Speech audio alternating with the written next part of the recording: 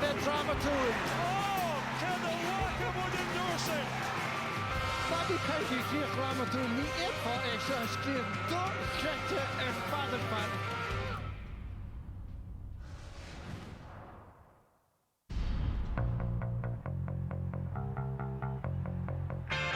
Cork agus Kilkenny. Ceann na Coimhlintí is sinne agus is géirid dá Wilson amont. Agus ónaid ag an échonaí agus feith breis agus déim líana saige epice go bhí atarb.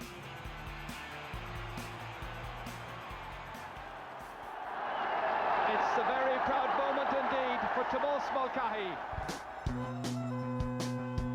I dús na nuocha dí buiad Cork gan na ríche a grúchan sa bell chamáile an ómainte naid ag an nuocha. Liam and Sam on the same stand together, a unique double. Cégur chuid siad tríor ar fearr tas na sin siad bhí imreoí óga I teachtain cíine ríist. Michael, Well, 95 was my third year involved with Cork minor team, and there are certain years you win All-Irelands with a team and you might think that they're an average team, but in 95 I did make quite clear to anyone who asked me that I thought it was an exceptional minor team.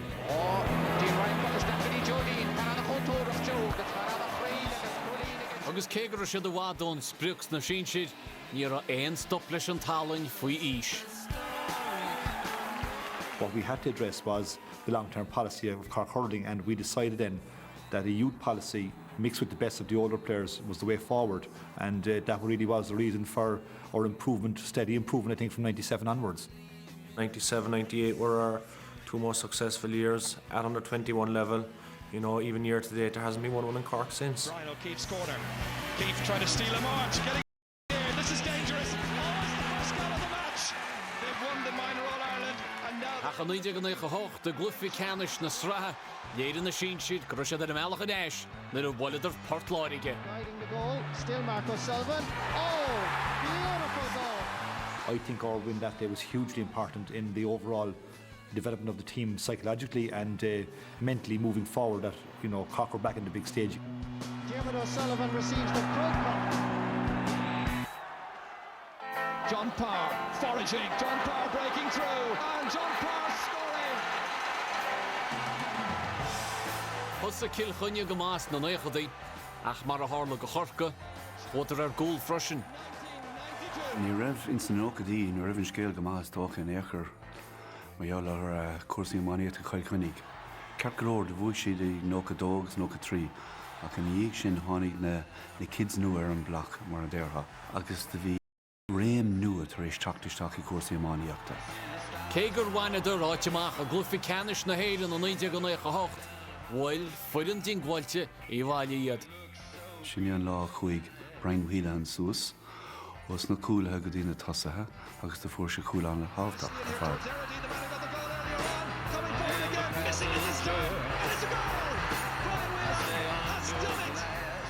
Agus dairigh an banistóir Kevin Fennelly as an job ag tar éis craobh na hÉireann ní nóga hocht agus a tháinig Brian Cody isteach. There wasn't actually huge optimism around at the time, but I certainly believed there was a makings of a decent team there. There was outstanding hurlers available to us at the time, and you know, obviously having been in the All-Ireland final, you'll be looking at the next year and trying to make amends for that. But I suppose really I want to get in there and just really put my own stamp on the team and try and build a great spirit in the team. An bhliain dar gíon, 1999, bhuiad Corca agus Kilkenny a chasar I chéile glufi canis na héireann. Bhuiad Kilkenny rán an ódar, agus bhí chéireadh an dhéag ag Corca a gimmart I glufi canis sin na héireann gon chéadúir I riamh. It's on record since that it was the youngest ever Cork team to take the field in an All-Ireland final, and built around really our hero and our rock, really, Brian Cochran at centre-back. I'd been drafted in to train with Kilkenny for the few weeks before that, and I suppose at the time I just, you know, it seemed to be going so well I couldn't see them being beaten. You know, the very first ball, John Parr was the Kilkenny mainstay on the 40, Brian Corcoran was ours. You know, it was our top man against their top man in a sense, really.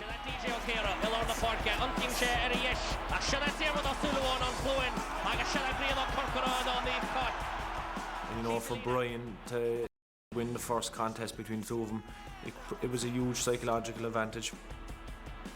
It was a horrendous day. I mean, the rain that fell from 3:15 on was unbelievable, and one of the worst days I ever saw a hurling final being played in, and that certainly didn't help the standard of play.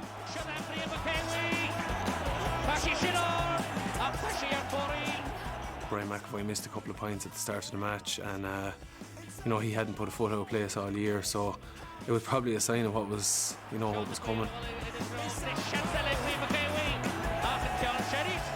At times in the game, I must say, in the first half in particular, Kilkenny had a number of great chances to get away from us.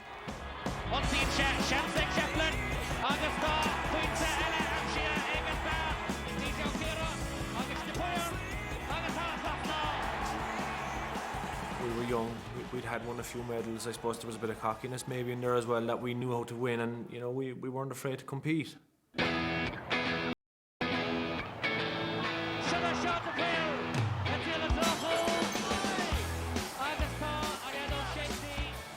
The rare mar bhíon cléigh $, bhíon ní a gaiir níos láidir I muintear Kilkenny in a bheon faoin. The end out for sin. I think whatever, maybe last 15 minutes or so, we were in a decent position in the game. You know, if Cork had to get a goal to bring themselves back into the game, you'd kind of say, look, you know, it was certainly even things up, but they didn't. They picked us off point by point.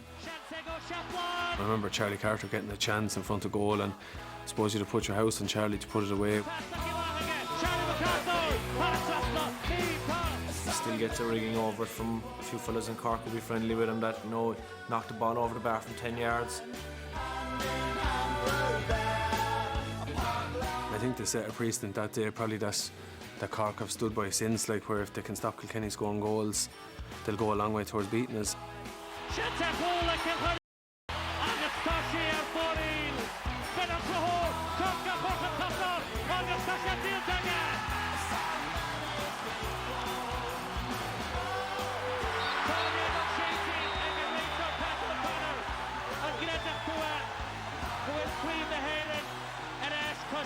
Go bhfuil Corky anna hena bhar fad as an gluithe sin a bhóchtain le fuireann nua.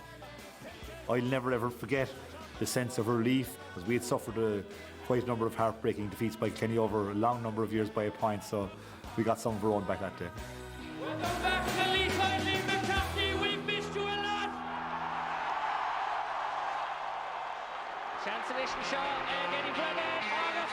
Níor a géirí go mála Corca, ach níor féidir Kilkenny chuneal híos, agus im léana 2000, chrochadar le hub Coran bheith cáraí na I bhailí. Agus I ríis de 2000 sa dó, na a chléidar na cládaí. Kilkenny the champions for the 27th time ever. Chas na fórne a chéile ríis do Glufacanna sa 2000 sa 3. Bhí brú ar Corca, héis ob a bheith stail gan dhíomhide sin, mar eall cheartan na nimidóí, fearis tréinala agus réiteach na bhórne. Ba bhúr nó é go raibh na himráí tríis dullar stail go bhí daoine rá, well, you know, tá sí tríis bóchantain is sa seomra board caiisiad buair an parc I methe. Cé go bíad Kilkenny championí na srathe agus na héireann, bhí good faiban I héine ac chomá. Dá captaí na fórne Charlie Carter an fanil, mar nach ra se fáile noch an clufií. Ach ar an géad dúnach go bhean fómhaid chun na triblúidí go leataíh, na a causteach litir I glufií canis na héireann. All-Ireland hurling final is underway, and straight away it's Tommy Welsh here. 65 metres out from the Cork goal, looking to give his side the lead. And what a start! It was a massive point to set the ball rolling for the day. You know, nobody would have thought it was his first All-Ireland. Tommy Walsh is after it for Kilkenny, has it? Has a space, has a gap, a scoring chance, and he avenge of it! Hockey Cork nua bhíon. Áit nua ar fad. Agus os rud é go raibh muintear Kilkenny gimmert I chréibh lein, bhí taithí acu ar an pharc nua. Martin Comerford, direct, swinging it in and putting it over. Great point. No goals so far as McCarthy fires it into Jodine. There might be one here. Satranda's missed it. It's a 65. That year, the strength of our team was probably, you know, it was built on a good back unit, and you know, in front of James McGarry, we had 6 very good backs, anchored by Noel Hickey and Peter Barry, and JJ Delaney was the hurler of the year that year, and he was in flying form. And great support play again at the back. Here's Tom Kenny again, now in an attacking role, in for Timmy McCarthy. They need a score, Cork, and Timmy McCarthy is he going to provide it? The referee has put his arm up and says to the umpires, if you can't decide it, and I can, and they finally wave the white flag. Injury time before you get your first score from play, you know, it'll probably send out a message. Maybe Cork were hesitant and nervous. We had quite a few wides, yet, you know, we weren't out of the game. Screenam Dolamak, Trace Lahama, Agus for Kilkenny, Coolina. And Comerford swings, touches the air with delight because he knows it's on target. The dominant team, the Cats from Kilkenny. We were going very, very well and getting good scores, and you know, things turned around. And it's like any game like that, we have two serious teams. You know, if you have a period of dominance, it's for certain the other team is going to have their period of dominance too. It's John Gardner out here to Niall McCarthy, sells the dummy well. And that will lift the crowd. Good play away by JJ Delaney.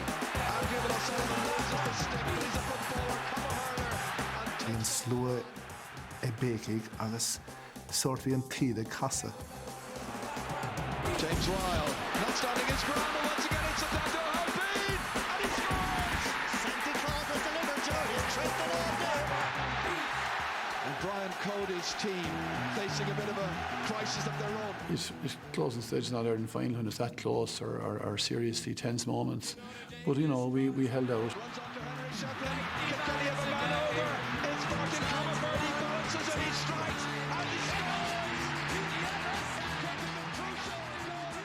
Dahrig Shane Clare.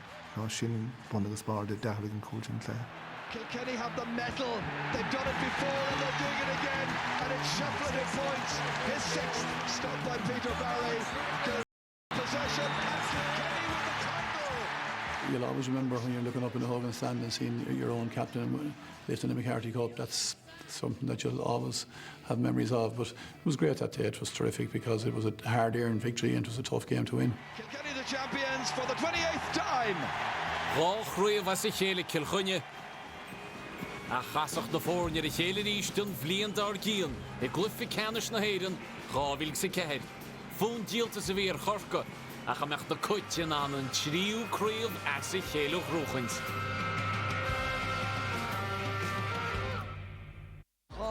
On the ground. Tell na man bio na bótaí cáilethe. Lindsay Pate, Clifton go home again fast. With Chanter Coolan egg and doon. Oh, Heine Trainer. Tell na man bio an luan seo ag I leabhar treise dó. Corca in aig na mí. Agus treis san minóir Corca in aig na gaiile. Four dramaturg the Haftaneer ag Slaviske Raven. Beim was beo sligach ag flechiol na héireann rábhíle sa cúteag. Stáitse, Dervish, Frankie Gavin agus Dé Donnan, Fluke, Danu, Donald Lunny agus Andy Irvine, Moya Brennan agus Cormac Tabata, Ryan Sheridan, Stockton's Wing, Moxie, Foster and Allen agus Bioga. Flat TV, a cosno tríú déag TG Card.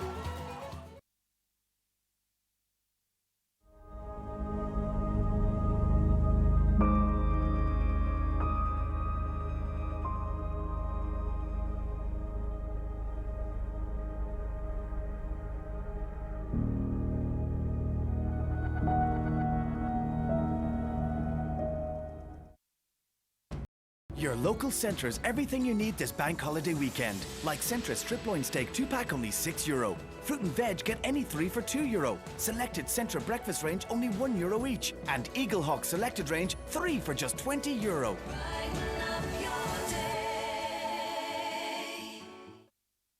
Another gadget, darling. It keeps my room tidy. Well, it won't clean your clothes, will it? Go get some detergent. Don't forget the softener. New Bolt 2-in-1. Wicked.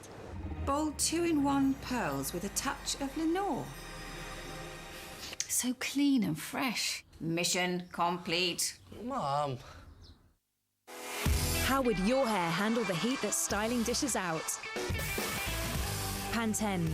When you heat it, straighten it, twist it, and twirl it, you can visibly erase the damage of 100 blow dries in just one use.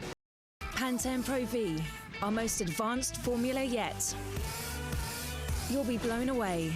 Pantene, visibly erase the damage of 100 blow dries in just one use. Yes!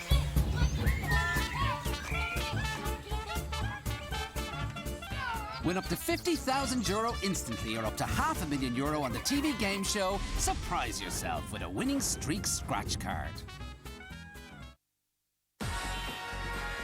Airwaves in a bottle. So you can always keep that kick handy.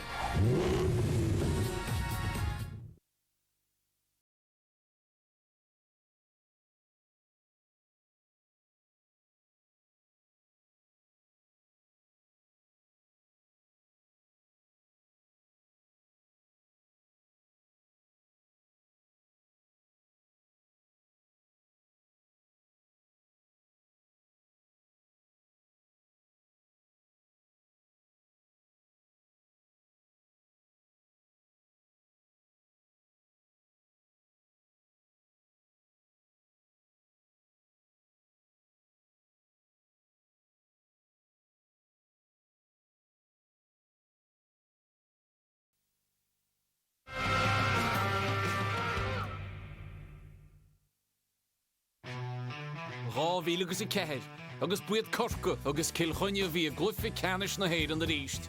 Is tríd a cúl doras a tháinig Corca agus níor heasta bhthop cluifi canis na héireann a chaile gon darna bliain as a chéile in na Kilkenny. Ach bhí Kilkenny a gcéir a trí chríomh ní chéile rúchaint an géadúir le 9 híon bliain. There's pressure and there's hype that comes with All Ireland's, be it 1 in a row, 2 in a row, whatever it is. And I suppose you just learn to deal with that when you're older. But at the time, I think the panel as a whole was probably afraid to talk about it. Already it's firing up in there with extra players wanted to join the fray. The very first ball that came into me, I remember the very start of the match, and it was quite wet. And I remember John Hine pulling on the ball, and just as he was after connecting and was coming towards me, I remember Wayne Sherlock falling. You know, I kind of thought, geez, you know, what better chance. Won the toss, hurling from left to right in the first half. Early chance here, falling towards Eddie Brennan. Coming in, chance of a goal here, and he's put it wide. We had chances, definitely, and we had wides, kind of probably uncharacteristic wides, really, in lots of ways. Opportunities that would certainly put us in a better position by half-time. Here's Martin Comerford, this year's captain. Once again inside for Charles Fitzpatrick, looking for the opening score, and that's 2 wides by Kilkenny. For Kilkenny not to punish you with the first couple of chances, it gave us a bit of breathing space to find a way into the game.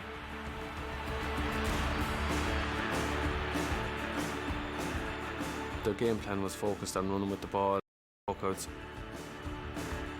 We zoned in on that, and we done a very good job in the first half. Skipping away from the challengers, John Gardner, kicking it, is good footballer as well. Here's JJ Delaney into the corner, bad marking this time. Henry Shefflin looks up, should be a point here for Henry Shefflin, and it is. Picked up here by DJ Carey.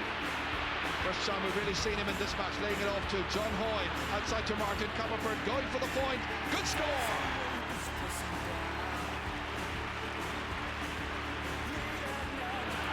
Going forward, it's Brian Cork and Greg Rose of approval from the Cork fans as he puts it over the bar. First point from play for Cork comes after 32 minutes. At half-time, you know, we were in the game, well in the game, obviously. The second half, then it kind of went away from us. The game, Cork got stronger and stronger.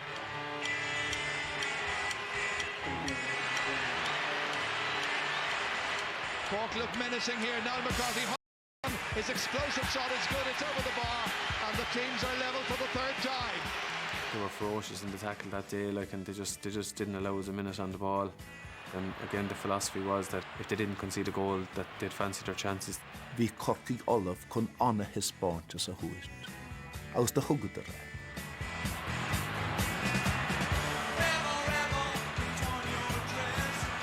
That 35 minutes of hurling was probably the closest thing you'll probably get to, you know, nearly a complete performance. Now McCarthy wins this puck out well. Does really well from that. And the shot is a brilliant one by McCarthy, and that's over the bar. And I remember just thinking with 15 minutes to go, I just wish he'd blow up the whistle now at this stage. And you'd be saying, like, with 15 minutes to go, you shouldn't be thinking like that, but you could just feel it. You could just feel Cork were just about to kick on a gear. Niall McCarthy turning high in the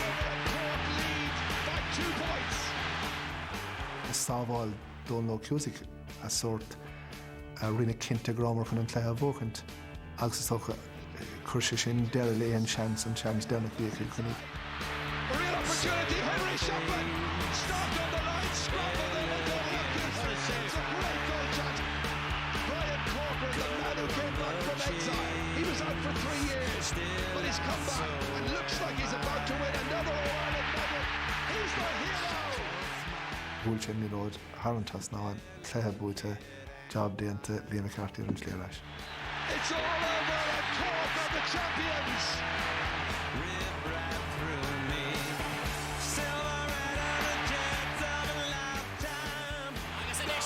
Agus a bhlion dar gíon a rábhín is an cúig, bhód ar ríiste nar a bhile ar gaiile. Rábhílagus a sé, agus dáiteach í bátáil teacab, Cork go bhíl organ tríú críomh sa chéile nuairse, agus céthas rúmpa ach na cuit. Ní an ítasa gur a fónar ab Cork a stoppa, mar a rinne Cork a lehaba i rábhílagus a ceithir. Just hosnig siad mar en bhí fiach for a bhí stíige cás a bheith mí.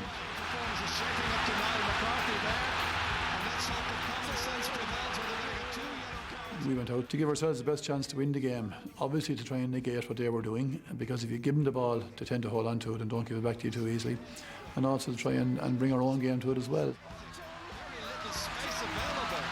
We had targeted that. We said, look, we're going to work like mad for the day, close them down, and that was, you know, a real pat in the back for ourselves to say, well, look, you know, when we do that, it's stifling their game plan. Ach é sin ráite ní raibh mór an adrin, you know, go dtí gur trucha nóiad.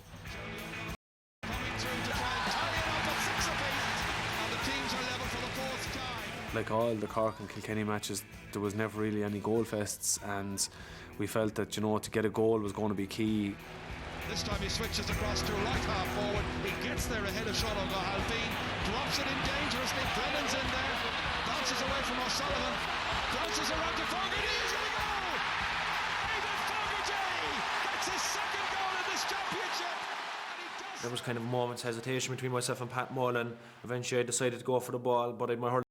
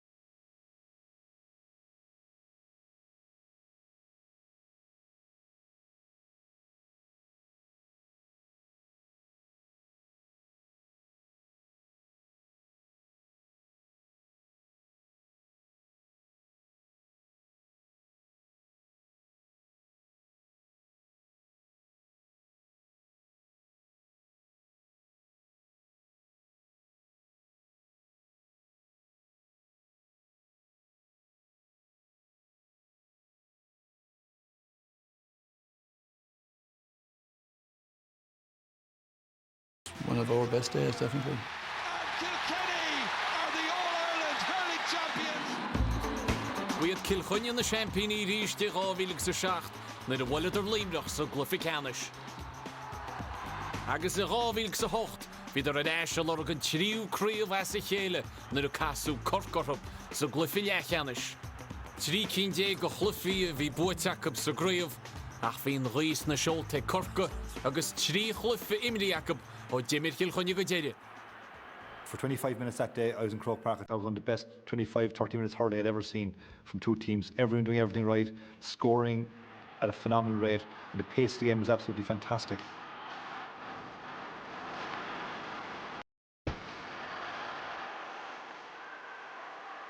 This time it's Noel Hickey, showing the sharpness, even though he's been out for 11 months. Yeah, Noel came back in after a long time, first game brought in, and he just gave an exhibition of hurling at full back. Launch of an attack which is diffused there brilliantly by Noel Hickey. There was passages of play where it could have gone either way, and big scores could have taken place for either team. It was a question of defending and attacking for both teams, and trying to create a break, and eventually the break came. Look at the number of players in there in the centre. It's Owen Larkin emerging from that group. It's a dangerous moment. It's a goal shot, and it's buried, and it's Owen Larkin who gets the game's first goal after 29 minutes. The more we pushed, the more mistakes we probably made, and the ball just fell for Kilkenny right there at the right time, and they punished us.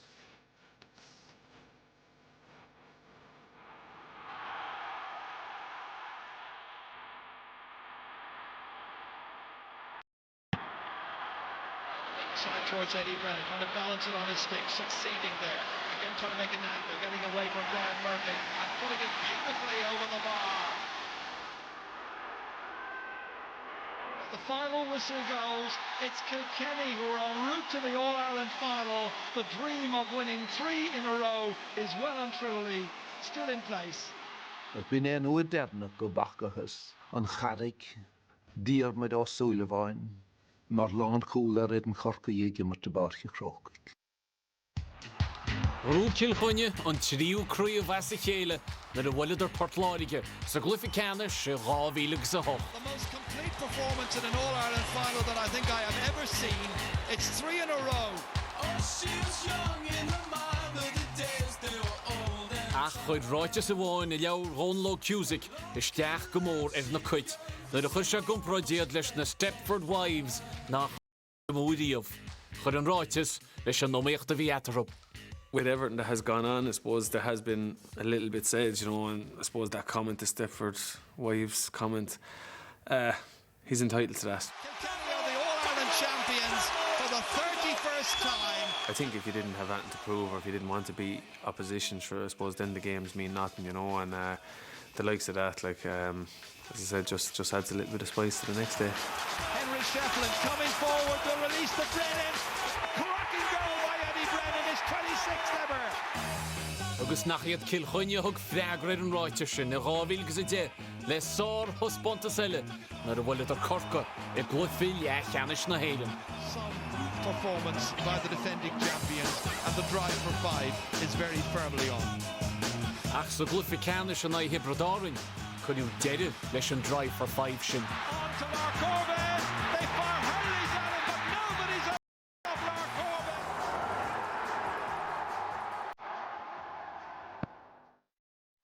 Corca agus Kilkenny. 19 go dtí 2010. Cabhaid línta chun tús a chuir leis an mílí snua agus Coimhlintí a tharneos neart cainte ríist.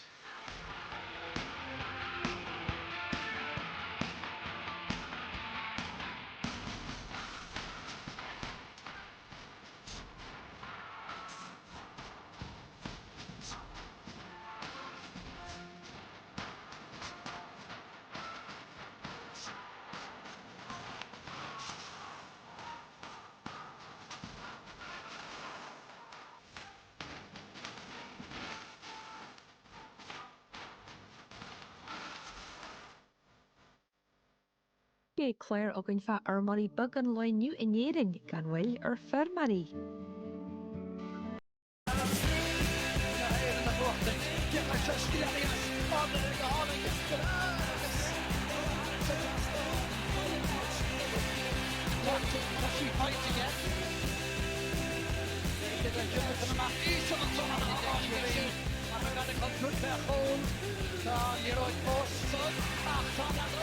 Créimh pelle agus oman na minar na héireann, gadóna ó miúil le.